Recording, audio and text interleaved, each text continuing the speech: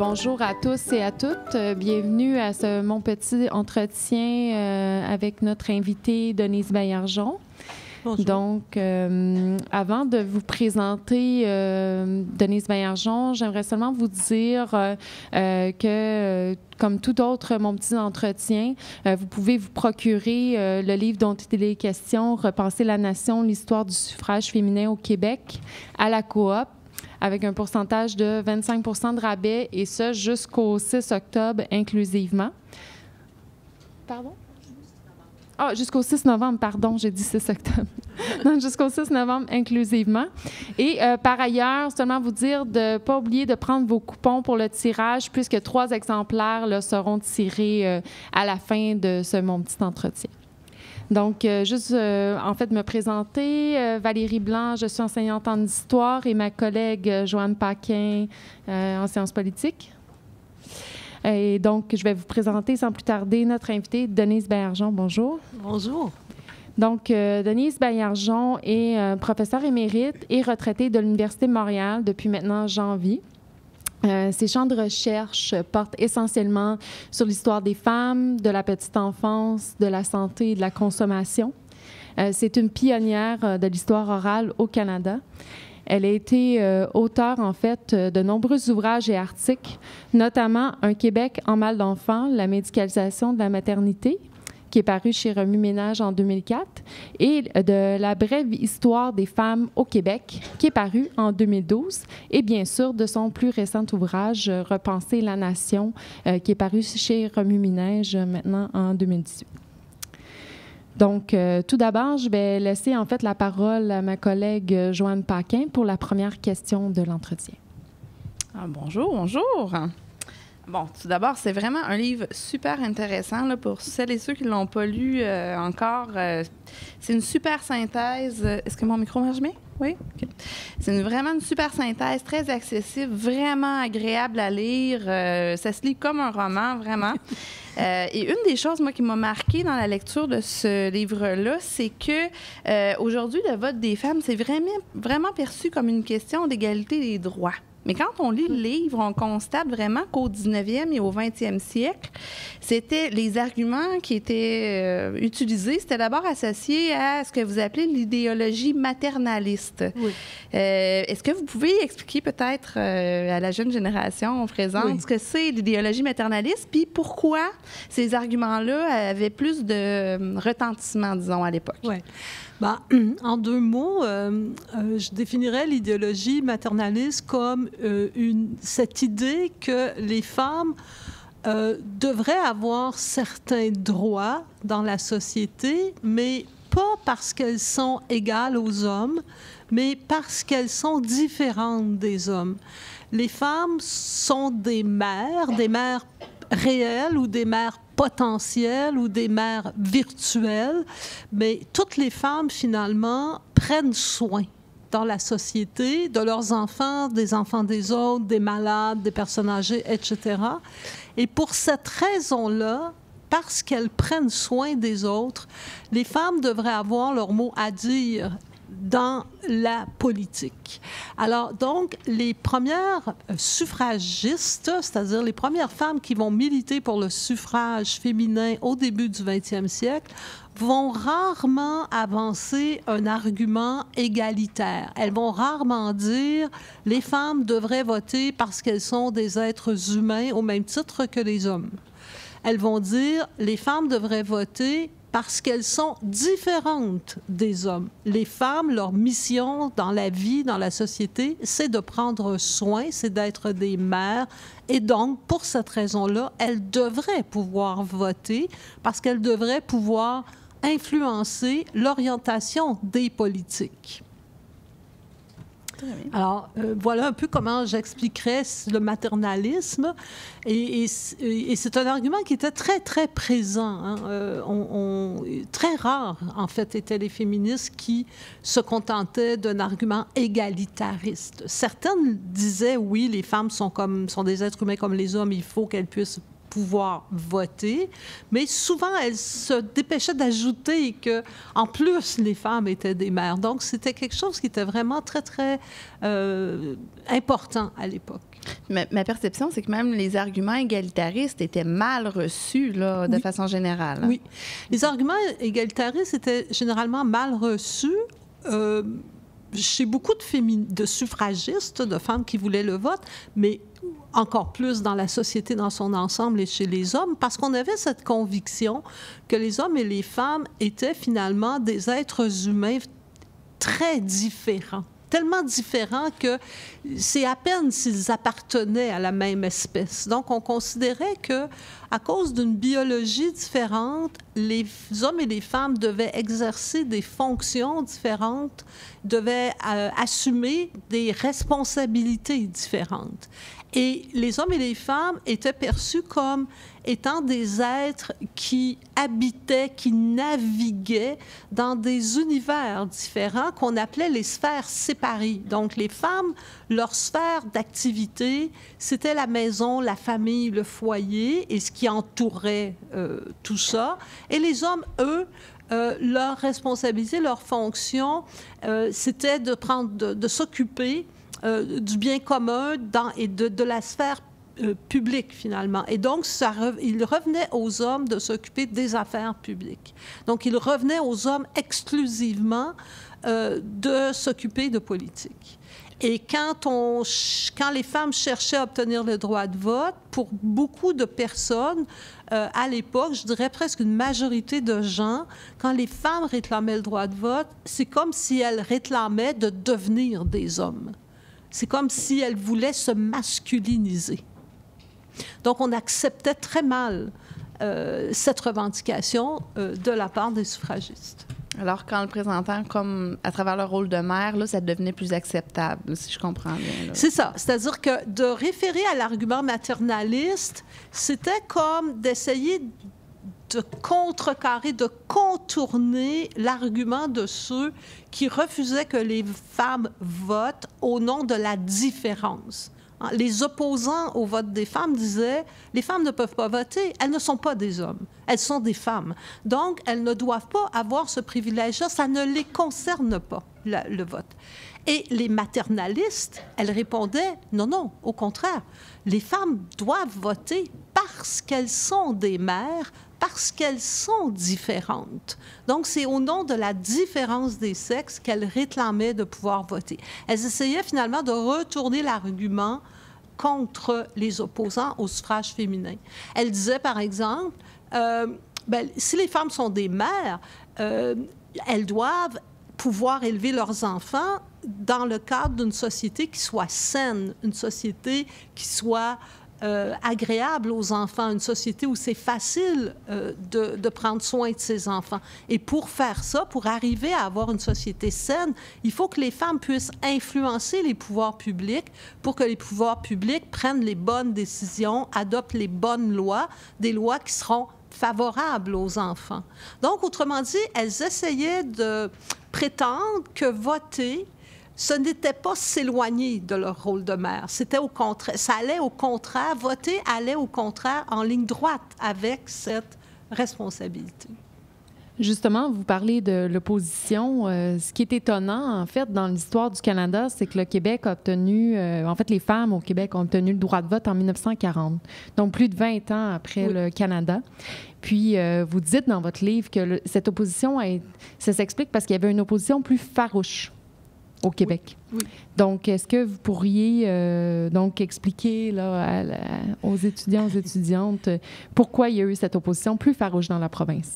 Alors, il y a toutes sortes d'interprétations qu'on peut avancer là-dessus. De mon point de vue, l'opposition beaucoup plus farouche des hommes et d'une partie d'ailleurs aussi de la population féminine au droit de vote des femmes, c'était inspiré par la question nationale. Hein? Le nationalisme au Québec, la question nationale en général, ça a toujours été un sujet sensible, ça a toujours été quelque chose sur lequel on a achoppé là, à différents moments de notre histoire. Il faut se rappeler le contexte. Début 20e siècle, les relations entre les Canadiens français et les Canadiens anglais, comme on les appelle à l'époque, ne sont pas très bonnes, c'est le moins qu'on puisse dire. Il y a eu toutes sortes de crises, la crise des écoles, la crise de la conscription, religion. La Première Guerre mondiale, entre autres, ça a été un moment vraiment dramatique dans les relations entre francophones et anglophones à l'échelle du Canada. Et là, voilà que, après la crise de la conscription, tout de suite, au sortir de la Première Guerre mondiale, alors que cette crise-là est encore très vivace dans les esprits, le Canada accorde le droit de vote aux femmes et la plupart des provinces canadiennes anglophones accordent aussi le droit de vote aux femmes. Et là, le Québec va se braquer. Les nationalistes au Québec, en particulier Henri Bourassa, qui est quelqu'un de très vocal, qui est quelqu'un qui est capable de faire valoir son point de vue dans son journal Le Devoir. Ces gens-là vont se braquer, mais vraiment de manière très virulente. Et là, le raisonnement, ça va être de dire finalement qu'au Québec, nous sommes différents du reste du Canada. Les Canadiens français ne pratiquent pas dans leur ensemble la même religion que les anglophones. Les francophones sont catholiques, les anglophones sont protestants, ce qui est très simpliste parce qu'il y a beaucoup d'anglophones qui sont catholiques, il faut le dire. Hein? Mais on présente les choses de façon un peu manichéenne, de manière là, très divisée comme ça. Alors, d'un côté, on a les francophones, eux, ils sont catholiques. De l'autre, on a les anglophones, eux, ils sont protestants. Du côté des Canadiens français, c'est le français, la langue. De l'autre côté, c'est l'anglais. D'un côté, on a le Code civil. De l'autre côté, on a la common law. Donc, on fait référence, on se repose sur tout ce qui sépare les Canadiens français des Canadiens anglais pour dire que dans ces circonstances, c'est normal, c'est logique que les anglophones aient accordé le droit de vote aux femmes, mais que les francophones du Canada, en tout cas le Québec, refusent de le faire. On se réfère aux traditions des Canadiens français, à la langue, à la foi catholique, au Code civil aussi.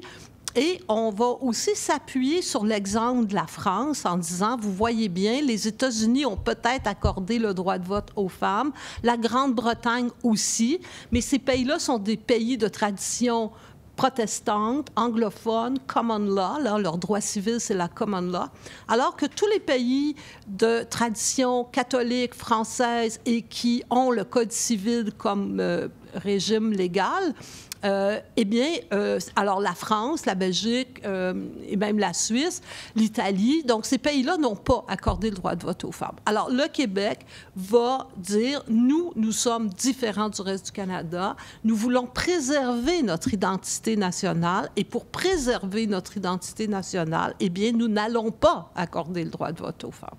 Et donc, pendant 20 ans, on va résister en réitérant constamment ce genre d'argument-là qui réfère à la préservation de l'identité nationale canadienne-française. Justement, parlant de la religion catholique, dans votre livre, on constate que, premièrement, l'accès à l'exercice de la citoyenneté pour les femmes, oui, il y a le droit de vote, mais il y a beaucoup d'autres choses que ça qui vont se produire avant l'arrivée du droit de vote.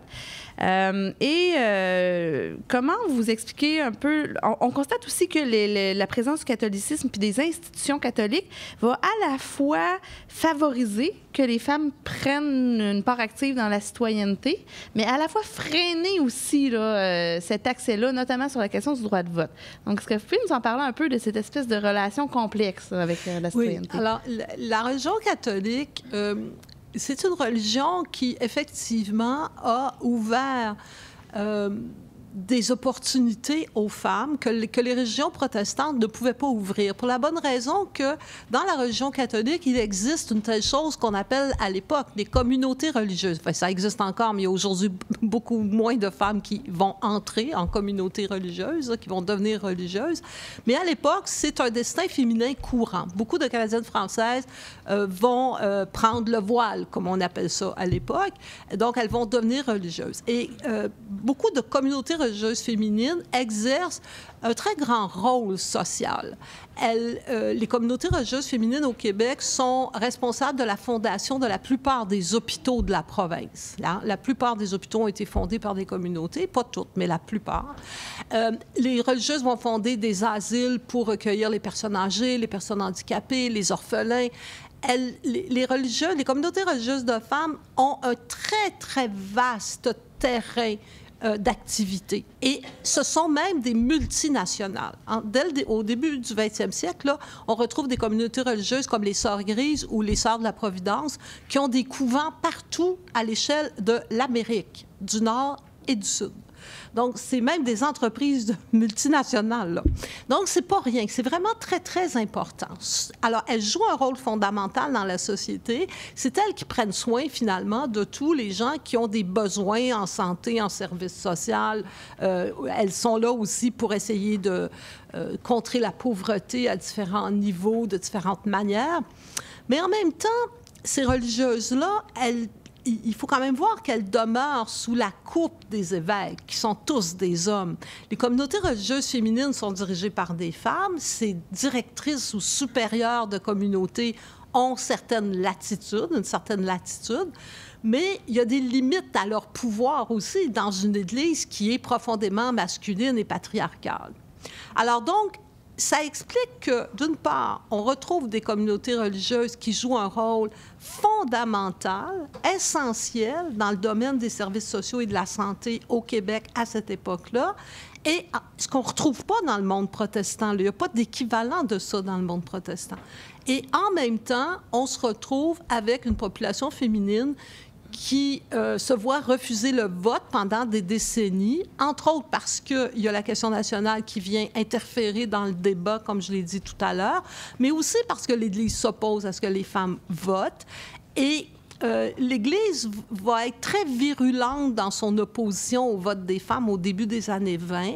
Par la suite, l'Église va comme cesser d'intervenir publiquement parce qu'au fond, l'Église, elle voit bien que les hommes politiques sont d'accord avec elle. Donc, elle ne sent plus le besoin d'intervenir.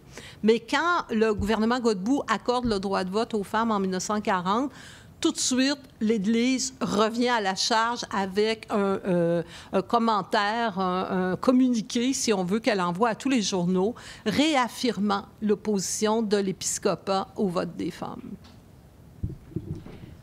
Justement, pour rebondir sur ce que vous venez juste de dire, le peuple, à l'époque, qu'on dit canadien-français, puis même aujourd'hui québécois, a tendance à passer beaucoup plus dans les changements par des réformes que des révolutions. Donc, c'est une composante essentielle. Puis d'ailleurs, vous le marquez là, dans votre ouvrage où vous faites la distinction que le mouvement des suffragettes en Grande-Bretagne, qui est beaucoup plus violent dans les moyens, en fait. Oui. Puis, pour ceux et celles donc, qui n'ont pas lu votre ouvrage encore, vous divisez la lutte en 5 grandes périodes, si je peux dire, en fait, 1791-1849. Je pense que j'ai une erreur ici. J'ai marqué 1880. Non, mais en fait, c'est le temps. J'ai marqué 1880, mais... Oui, c'est ça, exactement. OK, 1880-1910, 1910-1926, 1926-1940 et de 1940 à aujourd'hui. En fait, la lutte s'est radicalisée dans les idées à travers les époques. Oui. Mais c'est pas radicalisé dans les moyens. Pas vraiment, non. Donc, est-ce que vous pourriez nous parler plutôt des points de rupture? Pourquoi avoir fait cette division alors? Qu'est-ce qui change exactement dans les idées, les grands points tournants, les grandes ruptures? Bien, en fait, si je prends le premier chapitre qui porte sur la période 1791 à 1849, c'est l'époque où les femmes ont le droit de vote au Québec, mais seulement les femmes propriétaires, parce qu'à l'époque, de toute façon, le droit de vote est réservé aux hommes propriétaires. Les femmes peuvent voter, mais elles le peuvent par accident, en fait. C'est juste que dans la loi, on va dire toute personne qui remplit telle condition peut voter. Alors, les femmes se sont imaginées qu'elles étaient des personnes, et celles qui avaient de la propriété, qui étaient propriétaires de biens, elles ont pu voter. Et puis, le législateur s'est rendu compte de son erreur, et en 1849, on a retiré le droit de vote aux femmes. Donc, voilà, mon premier chapitre couvre un peu cette période-là, en expliquant pourquoi, à un moment donné, l'idéologie des sphères séparées dont on a parlé tout à l'heure est devenue tellement prégnante dans la société, tellement importante, que là, on on s'est mis à considérer que c'était vraiment indécent que les femmes votent. Ce n'était plus supportable. Et donc, on leur a retiré le droit. 1880-1910, c'est une période où se constitue ce qu'on a appelé le mouvement des femmes, avant qu'on l'appelle le mouvement féministe, le premier mouvement féministe. Ce mouvement des femmes, c'est des femmes de la bourgeoisie relativement aisées, certaines même très riches, qui vont se réunir pour lutter contre certains problèmes sociaux, notamment la pauvreté ou la mortalité infantile, l'alcoolisme, la délinquance juvénile, les taudis, bon, toutes sortes de problèmes sociaux qu'elles constatent. C'est des femmes qui ont des loisirs, c'est des femmes qui ont aussi de l'influence à travers leurs maris, leurs pères, leurs frères, qui sont soit au Parlement, soit des hommes d'affaires, etc. Et donc, elles se regroupent pour essayer d'obtenir des réformes sociales de la part des gouvernements. Et puis, elles constatent que justement, parce qu'elles ne votent pas, elles n'arrivent pas à influencer les pouvoirs publics suffisamment pour amener toutes les réformes qu'elles voudraient. Et c'est à partir de là, donc là, on est rendu peut-être au début du 20e siècle, là, vers 1905-1910, c'est là où elles commencent à se dire, mais au fond, ça nous prendrait le droit de vote. Et là, je voudrais vous faire remarquer qu'au fond, c'est la philanthropie qui mène à la lutte pour le droit de vote. Et les premières luttes que les femmes vont mener, c'est au niveau municipal et scolaire, parce que c'est les niveaux qui touchent le plus le quotidien de la vie des gens. Mais par la suite, donc après 1910, là, on va se projeter au niveau fédéral et au niveau provincial. Alors, c'est de ça dont traite le chapitre suivant, 1910-1926. Là, c'est les débuts de la lutte pour le droit de vote à l'échelle fédérale et à l'échelle provinciale, avec l'échec de 1922. En 1922, pour la première fois, les suffragistes francophones et anglophones du Québec vont aller voir le premier ministre, vont aller au Parlement à Québec et vont demander le droit de vote, l'exiger même. Taschereau, le premier ministre, ou Alexandre Taschereau à l'époque, va leur opposer une fin de non-recevoir. Il n'y en est pas question, selon lui. Il est très opposé à l'idée. Il va même dire que tant que lui sera premier ministre, les femmes n'auront pas le vote. Et à partir de là, une des figures marquantes de cette lutte, Marie Lacoste-Gérin-Lajoie, qui était la présidente des féministes, de l'association féministe francophone la plus en vue de l'époque. Donc, Marie Lacoste-Gérin-Lajoie, qui était aussi, donc, qui était une suffragiste, une féministe, mais aussi une fervente croyante. Elle va donc démissionner parce qu'elle constate que les évêques sont très opposés au vote des femmes. Et elle ne veut pas aller à l'encontre des évêques, du mot d'ordre de l'Église, de son Église, finalement, en tant que croyante. Et puis là, ça vivote. Elle avait créé un comité, mais le comité vivote. Ça vivote jusqu'en 1926. Et là, en 1926, et c'est le début de mon 4e chapitre, jusqu'en 1940, en 1926, là, il y a d'autres associations pro-suffrage qui sont créées par des féministes qui sont beaucoup plus affirmées. Ces féministes-là étant Thérèse Casgrain et Idola Saint-Jean. Ces deux femmes-là, je ne dis pas qu'elles ne sont pas croyantes, je pense qu'elles l'étaient, mais elles sont beaucoup plus irrévérencieuses. Elles se foutent éperdument de ce que pensent les curés les plus conservateurs qui s'opposent au suffrage féminin. Pour elles, ce n'est pas une raison de ne pas lutter. Donc, elles reprennent la lutte et elles vont y aller de propos beaucoup plus affirmés concernant le vote des femmes que pouvait le faire Marie Lacoste-Gérin-Lajoie avant 1926. Sauf qu'en même temps, pour revenir aux moyens, en même temps, elles n'utilisent pas des moyens spectaculaires. Vous savez qu'en Angleterre, surtout, la lutte pour le droit de vote des femmes a pris des tournures héroïques. Les féministes se sont enchaînées aux grilles du Parlement. Il y a un groupe de féministes qui a déposé une bombe devant la maison du premier ministre Ashton. Il y a une féministe qui s'est lancée devant le cheval du roi. Le cheval du roi participait à une course de chevaux. Elle s'est lancée devant et effectivement, elle est morte. Les féministes prenaient la parole publiquement en érigeant des tribunes spontanées dans les rues de Londres ou de d'autres villes. Elles envahissaient la place, elles tenaient des discours enflammés. Elles se faisaient arrêter. En prison, elles ont fait la grève de la faim. On les a nourries de force. Parfois, on les sortait de prison pour qu'elles recommencent à s'alimenter. Puis une fois qu'elles avaient recommencé à prendre du poids, on les réincarcérait. Donc, la lutte pour le suffrage féminin en Angleterre, c'est hippique, mais vraiment hippique. Alors, c'est sûr que comparé à ça, toutes les autres luttes sont plutôt calmes, plutôt tranquilles. Mais disons qu'au Québec et au Canada aussi, il n'y a pas eu de grandes manifestations. Ça ne s'est pas passé comme ça. En fait, ce qui s'est passé, surtout à partir de 1927 et jusqu'en 1940, c'est que pratiquement à tous les ans, les féministes trouvaient un député qui était favorable à la cause du suffrage féminin. Elle lui demandait de présenter une motion devant l'Assemblée législative, l'Assemblée nationale, là, mais à l'époque, ça s'appelait l'Assemblée législative. Donc, elle demandait aux députés de déposer une motion devant l'Assemblée législative accordant le droit de vote aux femmes. Et le jour où cette motion-là allait être discutée, débattue au Parlement, elle prenait le train de Montréal, parce que c'était beaucoup des féministes de Montréal, et elle se rendait à Québec en train, parce qu'à l'époque, il n'y a pas d'autobus voyageurs, et elles allaient dans les galeries du Parlement pour assister aux débats. Et les débats ont souvent pris des tournures absolument hystériques. Les hommes politiques qui ont débattu du droit de vote des femmes pendant cette période-là, donc de 1927 à 1940, je vous jure que c'est pas très glorieux. Je vous donne dans mon livre un échantillon des remarques et commentaires sexistes, misogynes, brutaux, cruels qu'ils ont dit.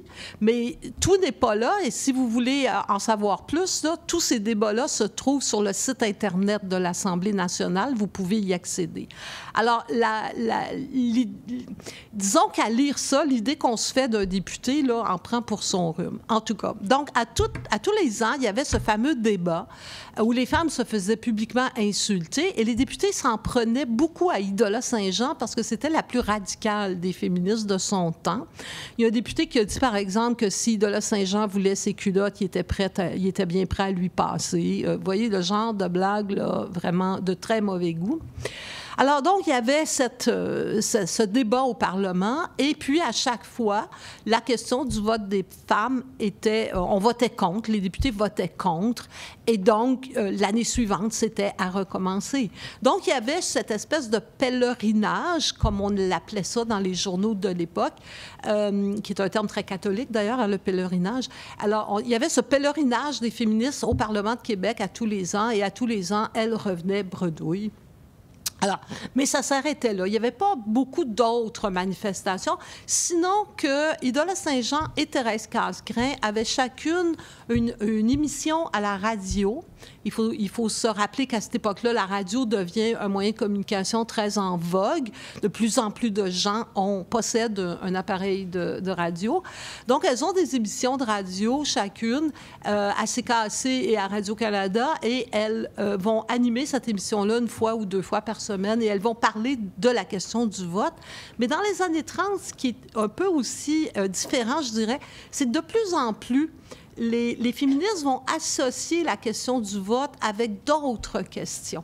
Alors, elles vont dire, par exemple, si le taux de mortalité infantile au Québec est si élevé, et c'était vrai, là, il était un des plus élevés du Canada, sinon le plus élevé de tout le Canada. Alors, s'il y a tant de bébés qui meurent au Québec, c'est parce que les femmes n'ont pas le droit de vote. Et parce que, n'ayant pas le droit de vote, on n'adopte pas les mesures sanitaires qui permettraient de sauver les bébés. Si les institutrices sont si mal payées, elles sont les plus mal payées de tout le Canada, c'est parce que les femmes n'ont pas le droit de vote. Vous voyez? Alors, elles vont comme ça faire des associations entre la condition féminine de manière plus large et la question du vote. Alors ça, on retrouve ça, ces discours-là, à leur émission de radio. Elles vont faire des sondages aussi. Les féministes vont participer à la commission Roel-Sirois, qui est une commission royale d'enquête qui est mise sur pied par le gouvernement fédéral en 1937. La commission devait discuter, se pencher sur les problèmes des relations entre le fédéral et les provinces. Mais les féministes vont en profiter pour présenter un mémoire devant la commission Roel-Sirois dénonçant le fait que les Québécoises avaient toujours pas le droit de vote et que les Québécoises étaient les seules dans tout le Canada à ne pas pouvoir voter. Un coup de marketing que les féministes vont faire, elles vont faire signer une pétition qu'elles vont envoyer au roi au moment de son jubilé pour dénoncer le fait que les Québécoises ne votent pas et qu'elles sont les seules dans tout l'Empire britannique à ne pas pouvoir voter. Donc, vous voyez, il y a des petites choses comme ça qu'elles vont faire, mais essentiellement, leur stratégie, c'est ce fameux pèlerinage à Québec qui est largement couvert par la presse. Vous avez parlé là, de la question du droit de vote municipal là, qui est venu plus tôt qu'au niveau provincial. Et là, vous avez mentionné que pour les femmes, il y avait un intérêt supplémentaire au niveau municipal, mais on constate aussi qu'il y avait une opposition moins forte. Oui. C'est pour ça que c'est arrivé souvent plus tôt au niveau municipal. Oui. Est-ce que vous pouvez nous en parler un peu? Pourquoi il y avait moins d'opposition au niveau municipal? Il y a moins d'opposition au municipal parce que le vote municipal à l'époque, ce qui c'est plus le cas aujourd'hui, mais à l'époque, c'était comme ça, c'était lié à la propriété, encore une fois. Donc, on pouvait voter au municipal si on était propriétaire ou si on payait la taxe d'eau, parce qu'il y avait une taxe d'eau. Bon, si on pouvait faire la preuve qu'on avait payé un compte de taxe d'eau, on pouvait voter. Et là, le vote devenait donc associé à la propriété. Et c'était pas la même chose, là. C'était plus facile de concevoir qu'une femme vote si elle était propriétaire. Ça devenait une question de justice élémentaire, en fait. Si tu es propriétaire, ben là, pourquoi tu n'aurais pas le droit de voter? Refuser à une femme de voter si elle est propriétaire, ça devenait trop injuste. Alors qu'au niveau provincial, comme au niveau fédéral d'ailleurs, il n'y avait pas de vote censitaire, c'est-à-dire que le vote n'était pas associé au statut de propriété.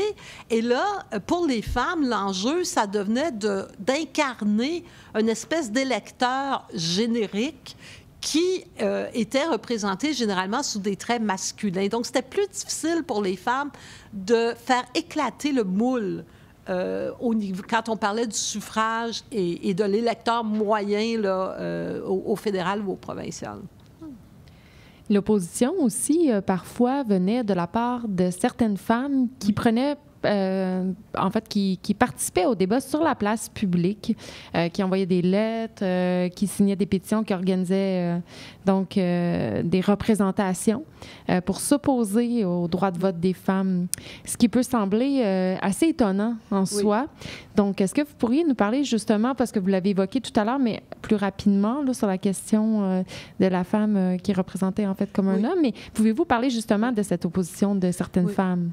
Oui, en fait, parmi les femmes qui s'opposent, je dirais qu'il y en a comme de deux types. Il y a des femmes qui vont signer des pétitions qui sont rédigées carrément par le clergé.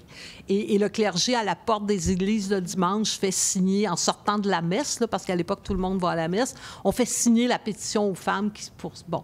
Alors là, on peut parler peut-être de tactiques un peu déloyales, peut-être d'intimidation. En tout cas, c'est clair que dans les petits milieux, là, dans les milieux ruraux du Québec, une femme qui n'aurait pas signé la pétition que lui présentait le prêtre de la paroisse ou le curé de la paroisse, elle aurait eu peut-être des problèmes après. Là. Il y avait une sorte de pression sociale pour qu'elle signe. Mais en dehors de ces femmes-là, dont on peut dire qu'elles ont été influencées par le clergé, il y a d'autres femmes qui écrivaient dans les journaux, justement, qui envoyaient des lettres ou qui ont participé à des sondages à l'époque et qui s'opposaient, là, mais de manière parfois virulente, au fait de voter. Et ça nous réfère en fait à ce que je parlais tout à l'heure, à ce dont je parlais tout à l'heure, à la question des identités de genre, en fait. Parce que dans la question des sphères séparées, quand j'expliquais tout à l'heure que d'un côté, il y a la famille, puis c'est les femmes qui s'occupent de la famille, de l'autre côté, il y a la sphère publique, et ça, c'est le domaine des hommes. Donc, ça veut dire que chaque sexe était identifié à une sphère d'activité. Et l'identité de genre va devenir très fortement associé à ça aussi. C'est-à-dire que si on est une femme, une vraie femme, on est supposé être une mère de famille ou devenir éventuellement une mère de famille ou être une religieuse qui s'occupe des autres, mais c'est toujours cette idée du care là, qui est au cœur de l'identité féminine. Donc, on est supposé de se contenter de ça. Une vraie femme ne s'intéresse pas à la politique. C'est ça, finalement. Et donc, réclamer le droit de vote, c'est comme, pour beaucoup de femmes, c'est comme trahir sa conception même de la féminité. Pour ces femmes-là, là, voter, non, c'est les hommes qui votent, pas les femmes. Et beaucoup de femmes, au-delà de ça, au-delà de cette conviction que la féminité est incompatible avec le droit de vote, il y a aussi, chez beaucoup de femmes, une sorte de mépris de la politique. Et à l'époque, la politique, effectivement, c'est pas toujours très beau. Les lois électorales ne sont pas les mêmes qu'aujourd'hui. La corruption est rampante. Et ce n'est pas nécessairement de la corruption par des grosses compagnies, là. C'est parfois juste le candidat qui, pour gagner son élection, va verser l'alcool à flot, là, va payer des 40 onces à tout le monde. Donc, il y a beaucoup de corruption rampante. Les assemblées politiques, parce qu'à l'époque, il n'y a pas la télévision, il n'y a même pas la radio au début du 20e siècle. Donc, les débats, ça se passe en public, là. Les candidats vont débattre de leur point de vue publiquement, dans des lieux publics, et parfois, ça dégénère en bagarre, carrément. Alors, c'est peut-être pas étonnant que certaines femmes se soient dit « Moi, je me mêle pas de ça ». Tu vois? C'est comme si, pour elles, la politique, c'était trop sale, et c'est d'ailleurs le mot qu'elles emploient, c'est « sale ». La politique, c'est trop sale pour que les femmes s'en mêlent. Ces femmes-là ont une conception de la féminité qui est très visiblement supérieure à la masculinité. Pour elle, il vaut beaucoup mieux être une femme qu'être un homme, parce qu'une femme, c'est un être qui est beaucoup plus pur, beaucoup plus moral. Hein? Donc, une femme, d'un point de vue moral, d'un point de vue spirituel aussi, c'est un être humain supérieur aux hommes. Les hommes, ils aiment ça, se battre et s'abaisser, finalement, à des jeux de pouvoir qu'elles méprisent. Donc, il y a une sorte de mépris de la part de ces femmes-là qui s'opposent au vote. Et puis, j'ajouterais aussi que les féministes n'ont pas toujours été très habiles dans leur manière de faire campagne pour le droit de vote. On a beaucoup associé, chez les suffragistes, chez les féministes, on a beaucoup associé la quête du droit de vote des femmes avec la résolution de problèmes sociaux dont que j'ai énuméré tout à l'heure, la mortalité infantile, la délinquance juvénile, les taudis, le lait impur, ces choses-là. Mais tous ces problèmes-là, c'était des problèmes urbains. C'était en ville, c'est à Montréal, entre autres, qu'on retrouvait des taux de délinquance, de la prostitution, etc. Alors, je ne veux pas dire qu'il n'y avait jamais de prostituées dans aucun village du Québec, là. Il y en avait peut-être, mais ce n'était pas nécessairement un problème social. Alors, les femmes des régions rurales, elles ne se sentaient pas tellement interpellées par ces discours-là. Elles avaient l'impression, finalement, que le droit de vote, ça ne les concernait pas tant que ça. Si je peux me permettre une anecdote personnelle, familiale, en fait, oui, à ce sujet-là. Ma propre grand-mère s'est opposée au droit de vote des femmes. Et pour elle, ça rejoint beaucoup des éléments là, de la conception de l'époque. Pour elle, elle n'était pas tant un individu que la moitié d'un couple. Oui. OK? Donc, mon grand-père votait. Donc, il représentait la famille, c'était suffisant. Oui. Et même, elle disait, mais là, si je vais voter, de toute manière, je ne peux pas voter pour un autre parti que celui de mon mari parce que sinon, je vais, et je cite, annuler son vote. Oui. Donc, elle ne se percevait pas comme des individus avec la même valeur sur le plan politique. Là. Oui. C'est vraiment intéressant. Et d'ailleurs, c'est intéressant que vous souligniez ça parce que dans les femmes, parmi les femmes qui s'opposaient au vote féminin, au suffrage féminin, il y en a qui qualifiaient un petit peu leur opposition en disant une femme mariée ne devrait pas voter, c'est sûr, parce que son mari vote pour elle, puis elle n'est pas pour aller annuler son vote. Mais une femme célibataire ou une femme devenue veuve, elle devrait pouvoir voter. Donc, ça confirme cette idée que finalement, on a une vision familiale du vote et non pas une vision individuelle du vote. Et anecdote pour l'anecdote, mon père, à la blague, disait souvent à ma mère lors des élections, « Va pas annuler mon vote, là! » Puis un autre élément aussi de votre livre, c'est qu'au niveau de la crise économique des années 30, ça semble là, avoir insufflé un renouveau pour la lutte pour l'obtention du droit de vote des femmes. Donc, comment cette crise-là économique a eu un impact? Oui. Alors, tantôt, j'ai déjà mentionné là, que la question du vote, c'est une question aussi de genre. C'est-à-dire que si les femmes se mettent à voter, ça viendrait contrevenir à la conception qu'on a de la féminité et de la masculinité qui doivent être exclusives. C'est-à-dire que les hommes ne font pas les mêmes choses que les femmes.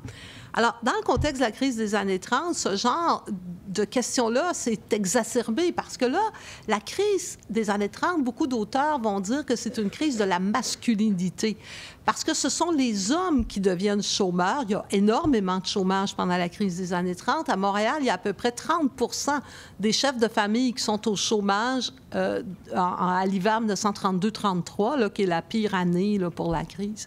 Alors, les hommes, déjà, ont perdu leur rôle de pourvoyeur. Or, le rôle de pourvoyeur, au début du 20e siècle, c'est ce qui identifie le plus les hommes à leur masculinité. Parce que c'est leur rôle principal dans la vie, c'est ça, c'est de pourvoir aux besoins de la famille, aux besoins monétaires de la famille. Alors, ces hommes-là ont déjà perdu ce rôle parce qu'ils sont devenus chômeurs. Et là, évidemment, si en plus les femmes se mettent à voter, bien là, c'est comme s'ils perdaient un autre de leurs attributs exclusifs. Et donc, ça va venir exacerber. En tout cas, il y a des années, là, au début des années 30, là, on sent vraiment que la tension est encore plus vive qu'avant ou qu'après sur la question du vote des femmes. Et c'est d'ailleurs, il me semble bien que c'est en 1932 où le débat des députés à l'Assemblée législative du Québec est le plus virulent, là, où les pires insultes à l'égard des femmes et des féministes vont être prononcées. D'ailleurs, c'est pendant les années 30 aussi où il y a vraiment un changement dans le discours où le droit de vote devient aussi une espèce de levier, non, pour les droits économiques et sociaux des femmes. Oui. Donc, c'est pendant la crise. Oui, parce que, bon, entre 1933 et 1935, il y a un député à l'Assemblée législative qui va s'opposer au travail des femmes. Alors, lui, dans son esprit, seules les femmes qui peuvent faire la preuve qu'elles ont absolument besoin de gagner leur vie devraient pouvoir travailler. Alors, Francoeur va revenir là-dessus à plusieurs sessions. Et là, en 1935, il va finalement déposer une motion qu'on a appelée la motion Francoeur, disant ce que je viens de vous dire là, en toutes lettres, seules les femmes ou les jeunes filles qui en font la preuve devraient pouvoir travailler contre un salaire. Et ça va évidemment alerter les milieux féministes. Et il va y avoir une levée de bouclier et il va y avoir des grandes assemblées publiques à Montréal pour dénoncer la motion Francoeur, qui finalement ne sera jamais adoptée. Mais la motion Francoeur, c'est vraiment un indice des problèmes que vivent les hommes et de cette crise de la masculinité dont je parlais tout à l'heure. En fait, Francoeur, il veut réserver le travail salarié aux hommes en disant ça devrait être le rôle exclusif des hommes que de gagner la vie, que d'être des pourvoyeurs.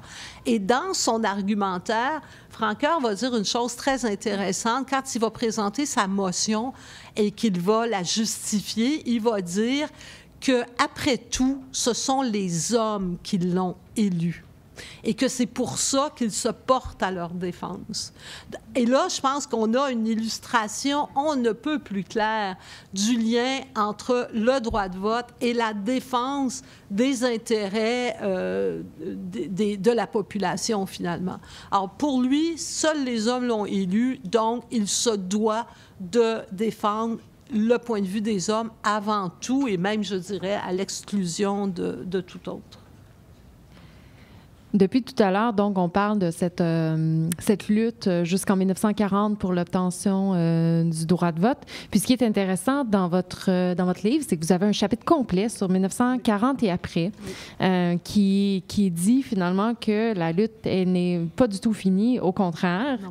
Et dans ce chapitre, justement, vous mentionnez que toutes les femmes ne sont pas égales par ailleurs. Entre autres, les femmes des premiers peuples n'obtiennent le droit de vote seulement qu'en 1969. Et donc, est-ce que vous pourriez nous parler des particularités de leur lutte à ces femmes autochtones? Oui. Alors, pour les peuples, les premiers peuples, les peuples autochtones ou les Inuits, Premières Nations et tout ça, la question du droit de vote va se poser de manière bien différente parce que pour eux, finalement, la question des gouvernements et de la manière de se gouverner là, dans les parlements blancs, c'est une question finalement coloniale. Ces peuples-là qui ont été colonisés par les Blancs n'ont pas vraiment envie de participer à l'exercice d'un pouvoir qu'ils ne reconnaissent pas par ailleurs. Souvent, les premiers peuples vont dénoncer les conditions qui leur sont faites et ne vont pas reconnaître la légitimité des gouvernements blancs. Alors, dans ces conditions-là, pourquoi voudraient-ils y participer? Ça devient un peu contradictoire. Pourtant, chez beaucoup de peuples autochtones, il y a des conseils de bande, des conseils de bande étant une institution qui a été mise en place par le gouvernement canadien au 19e siècle. Donc, c'est une institution venant des Blancs. Dans ces conseils de bande, les femmes n'auront le droit de voter qu'en 1951. Donc, ça veut dire 30 ans après les Canadiennes, là, les autres Canadiennes. Et à l'échelle fédérale, les femmes autochtones et les hommes autochtones auront le droit de voter à partir de 1960. Et le Québec va être la dernière province à accepter, à accorder le droit de vote aux Autochtones, hommes et femmes, et ça se passe en 1969. Mais les Autochtones, on ne peut pas dire qu'ils ont beaucoup lutté pour obtenir le droit de vote dans ces parlements blancs, que ce soit à l'échelle fédérale ou provinciale. Une des raisons, c'est parce que pour qu'un Autochtone puisse voter à l'échelle fédérale ou provinciale, à l'époque, il devait renoncer à son statut d'Indien. Et renoncer à son statut d'Indien, ça veut dire renoncer à un ensemble de privilèges qui leur permet parfois de survivre. Là. Ça peut être leur seul moyen de survie. Alors, inutile de dire qu'il y a très peu d'Autochtones qui ont renoncé à ce statut pour pouvoir voter pour un Parlement auquel ils croyaient plus ou moins. C'était vraiment pas quelque chose qui leur tenait à cœur. Pour ce qui est des femmes autochtones, à partir de la fin des années 60, la lutte politique que vont mener les femmes autochtones, elle est beaucoup plus autour de la question du statut d'Indien des femmes autochtones. Alors, je rappelle qu'au 19e siècle, le gouvernement fédéral avait adopté une loi décrétant qu'une femme qui mariait un homme blanc, ne pouvait pas conserver son statut d'Indienne. Alors qu'un homme indien qui avait le statut d'Indien, qui mariait une blanche, lui, il conservait son statut. Donc, il y avait très clairement une discrimination entre les hommes et les femmes.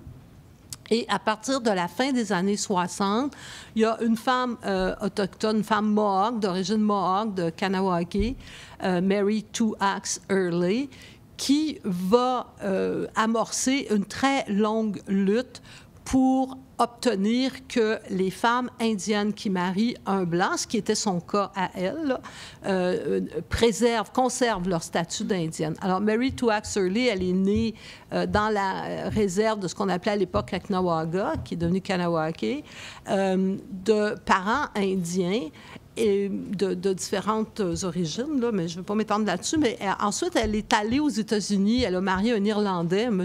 Early, donc d'où son nom Early.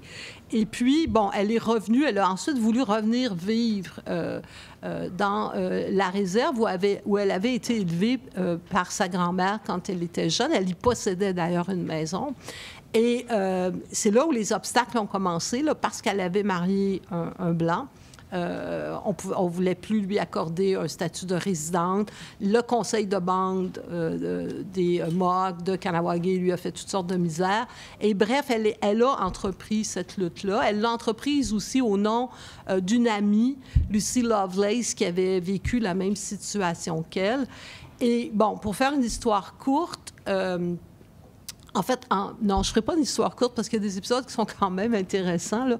À un moment donné, elle s'est retrouvée dans une conférence internationale à Mexico. Je pense que c'était en 1975.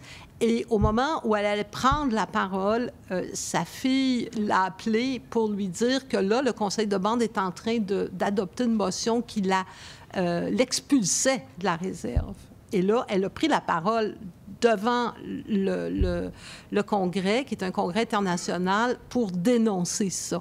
Alors, vous voyez, il y a eu beaucoup d'épisodes. Et puis, bon, bref, finalement, en 1985, le gouvernement fédéral a finalement adopté une première loi qui a changé donc la loi sur les Indiens pour accorder aux femmes qui mariaient un Blanc le statut d'Indienne. Donc, on est venu à égalité là-dedans, là.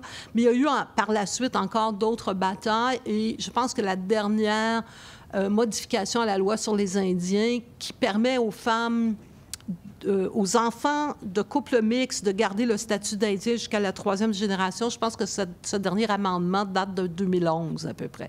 Donc, c'est une lutte qui est quand même encore présente, là, si on veut, dans les esprits. Alors, tout ça pour dire que les femmes autochtones avaient ce dossier-là, qui est un dossier très chaud à mener pendant les années 70 et 80, et que de ce fait, elles se sont assez peu préoccupées, finalement, soit d'exercer leur droit de vote ou de vouloir siéger dans les parlements des Blancs, finalement.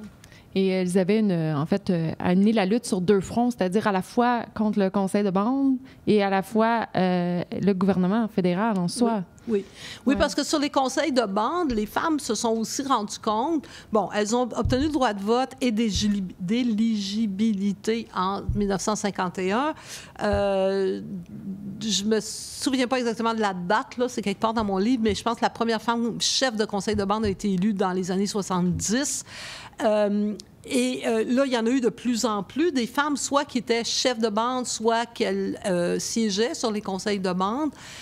Mais ce qui est intéressant, c'est de constater que souvent, ces femmes-là qui siégeaient sur les conseils de bande ont vécu les mêmes problèmes que les femmes blanches dans les parlements blancs, finalement. C'est-à-dire que souvent, elles étaient reléguées à des postes très typées, stéréotypées. Donc, elles s'occupaient, par exemple, de la famille, mais rarement des finances du conseil de bande.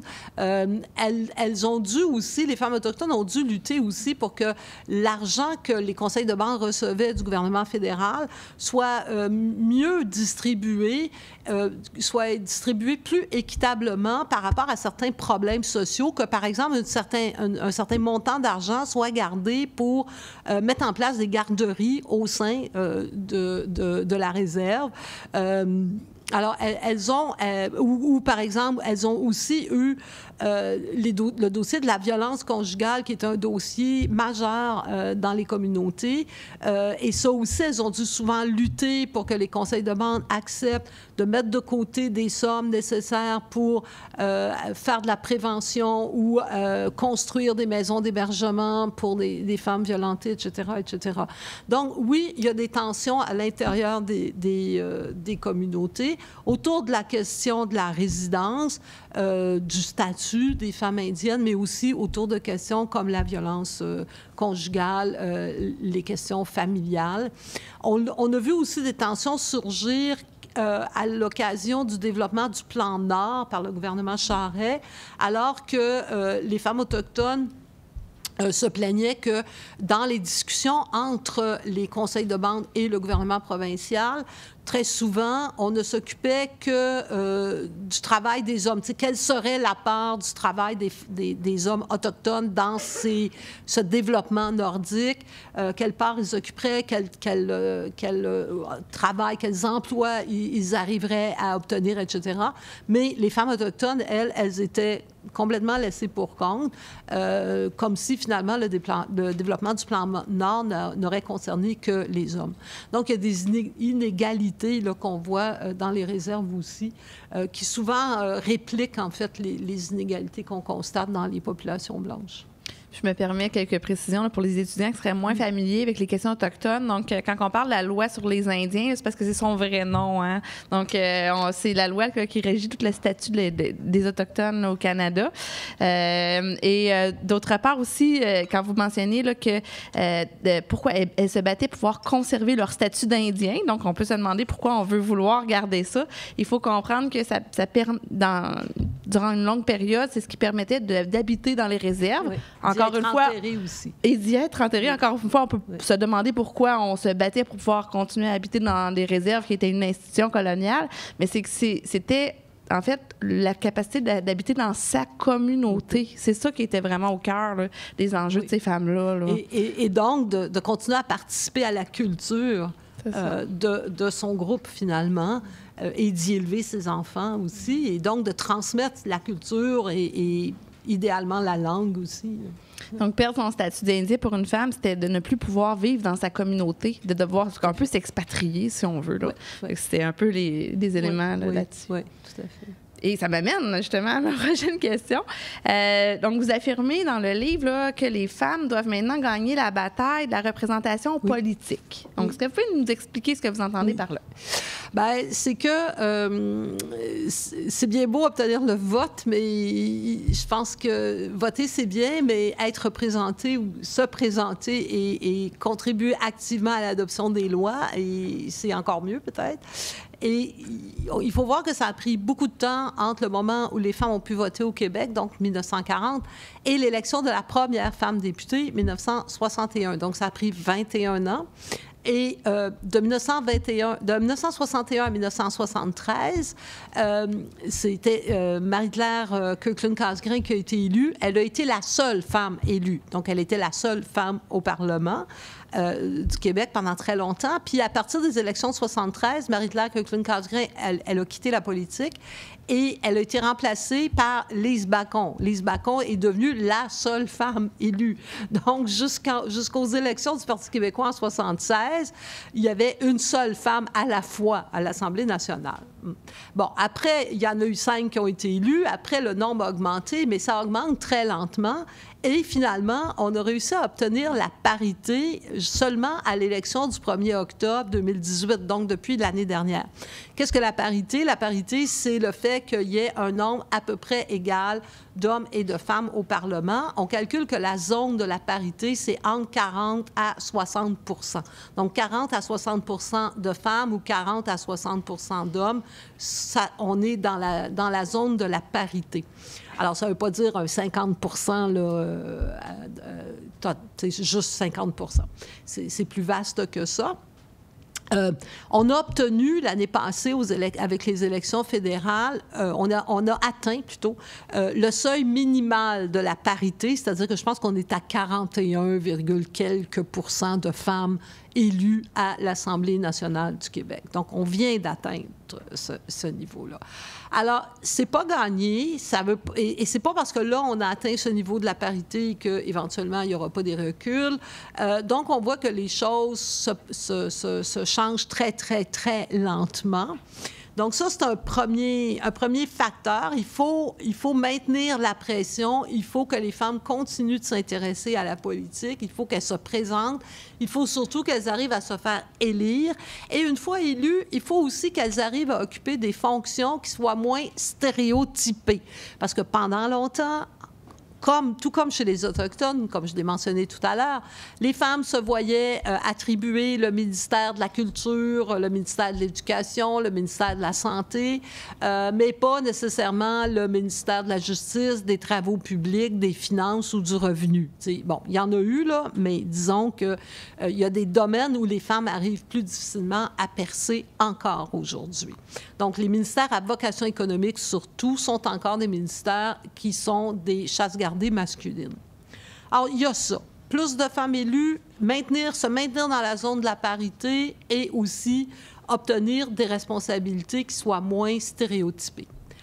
L'autre chose, c'est aussi quelles femmes se font élire. Je pense qu'il faut, et là, je ne veux pas me mettre de quota, là, mais je pense qu'il faut en arriver à une plus grande diversité de femmes parmi les députés féminines.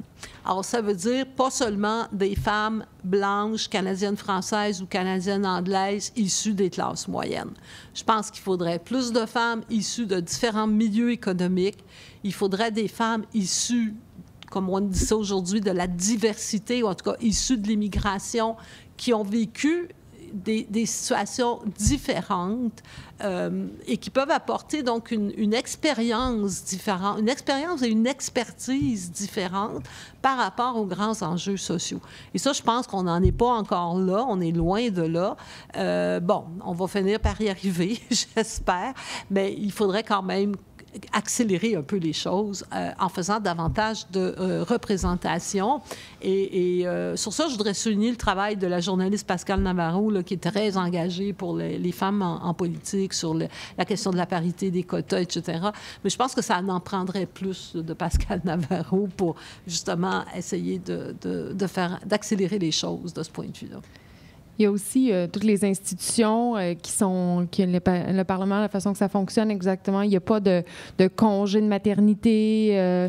Le fait qu'une femme, c'est arrivé là, à quelques reprises que des femmes ont amené les bambins parce qu'elles allaitaient, donc elles ont allaité. Puis là, c'est perçu comme un acte de courage, où il n'y a pas de normalité dans le fait d'allaiter au Parlement. Oui. Alors, il y a effectivement, et là, c'est ça, je n'ai pas parlé des obstacles, mais il y a effectivement de très nombreux obstacles à la présence des femmes en politique, puis les questions familiales arrivent en premier lieu, là, c'est vraiment souvent ça qui les retiennent. Je voudrais d'ailleurs souligner que l'anecdote de toutes les femmes en politique, les premières, là, que ce soit au niveau municipal ou au niveau fédéral ou au niveau provincial, c'est l'anecdote des toilettes. Alors, autant Léa Cousineau à l'Hôtel de Ville de Montréal, que Claire Casgrain, que je ne sais plus qui, je pense que c'est Jeanne Sauvé au gouvernement fédéral, elles se sont toutes plaintes qu'il n'y avait pas de toilettes pour les femmes à l'étage de la salle de délibération, que ce soit la salle du Conseil de ville ou le Parlement à Québec ou à Ottawa, et que comme femmes, elles étaient obligées de faire des couloirs à pu finir, des escaliers à pu finir pour se rendre à une salle de toilette où elles pouvaient aller. Alors, c'est anecdotique, mais en même temps, c'est très, très, je trouve, symptomatique et révélateur de la manière dont on concevait la politique à une certaine époque. On n'a même pas pensé, quand on a construit ces immeubles-là, à installer une salle de toilette pour les femmes près du lieu du pouvoir, finalement, du sacro-saint, là. Je pense que ça montre très bien qu'on avait une conception exclusivement masculine de la politique. Mais, donc, c'est clair, il y a des obstacles au-delà des salles de toilette qui ne sont pas aussi de bon étage. Il y a des obstacles majeurs à l'entrée des femmes en politique. Il y a toutes les responsabilités familiales. Je tiens à noter que depuis quelques années, il y a des hommes qui prennent prétexte de ces responsabilités pour dire qu'ils ne veulent plus poursuivre en politique. Des fois, on se demande jusqu'à quel point c'est la vraie raison, mais en tout cas, on le voit, on l'entend en tout cas de plus en plus.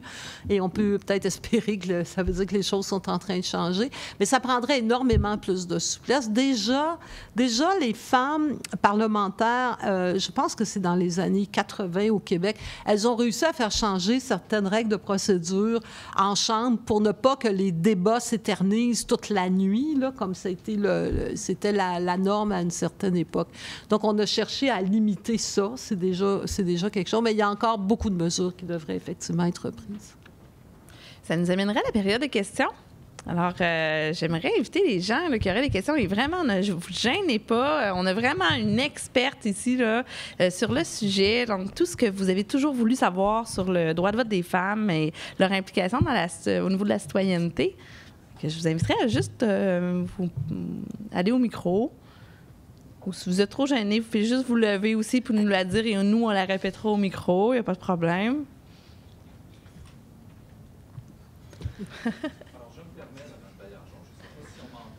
Pas très bien. On va parler un petit peu plus fort. Je reviens sur la date charnière, 1940.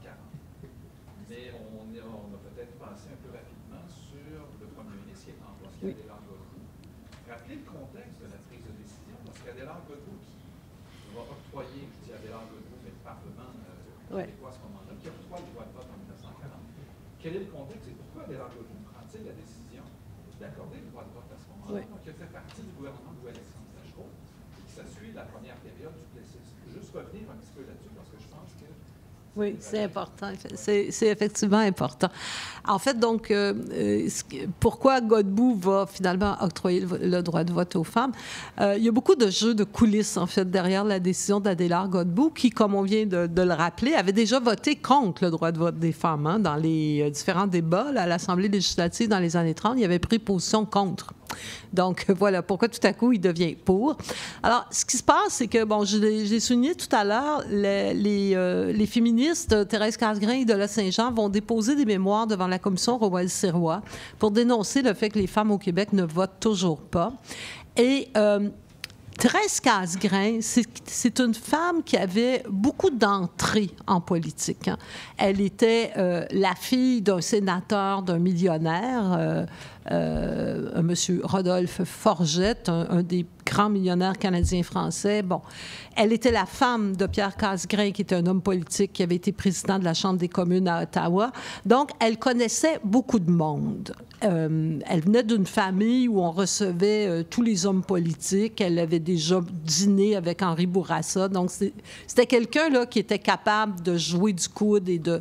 Alors, Thérèse Casgrain va, une fois qu'on aura déposé de mémoire devant la commission Royal-Sirois, elle va aller voir le gouvernement et elle va faire pression et elle va demander finalement à Mackenzie King de faire pression sur le Parti libéral du Québec.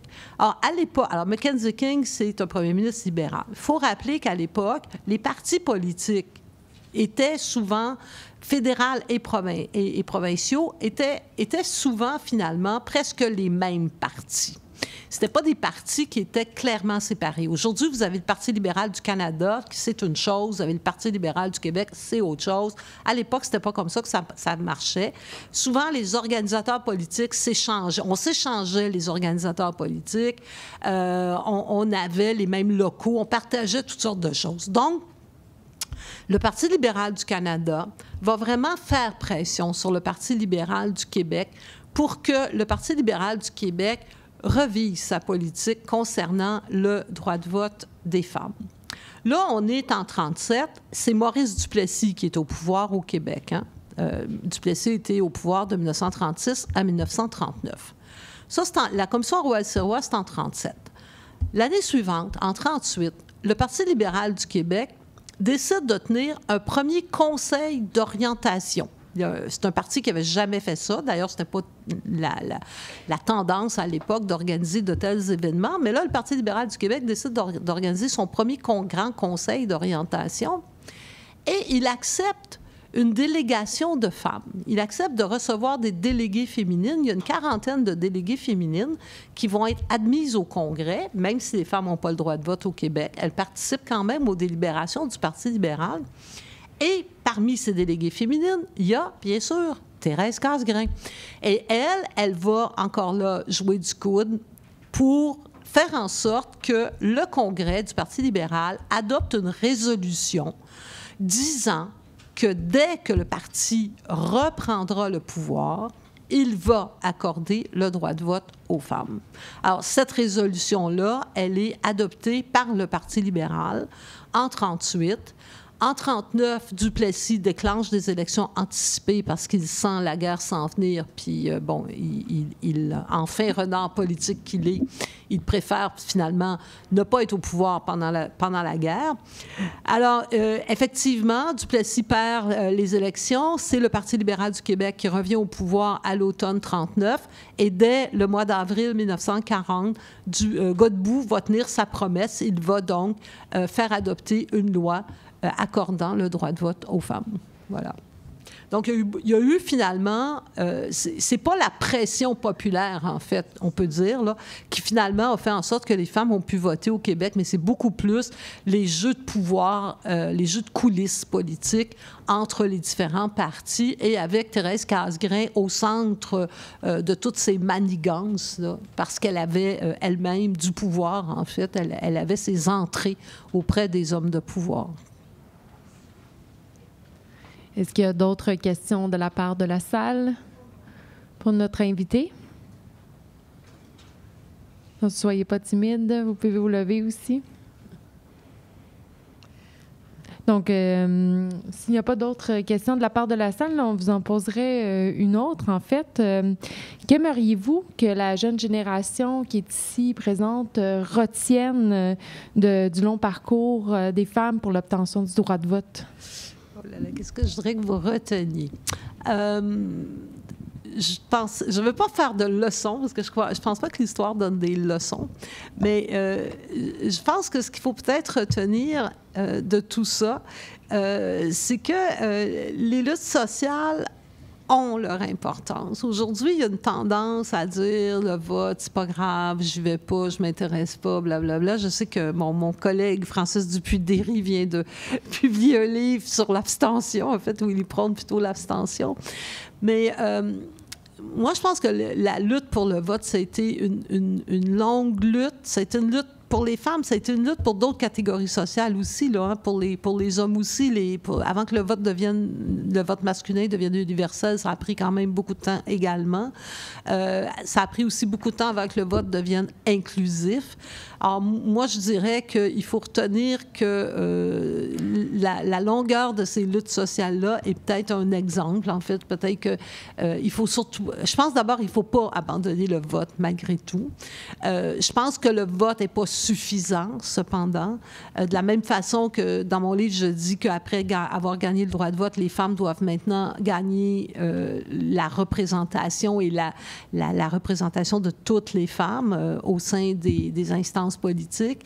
Je pense que de la même façon, finalement, il faut que les jeunes s'intéressent au vote. Il faut exercer ce droit-là qui a été gagné de haute lutte, en même temps qu'il faut aussi considérer que le droit de vote, c'est probablement pas un droit suffisant pour garantir une véritable démocratie et qu'il faut combiner ça avec d'autres luttes, d'autres militances, d'autres engagements sociaux ou politiques. Merci encore une fois, Mme Baillargeon. Ça fait un plaisir de vous recevoir. C'est moi qui vous remercie pour l'invitation.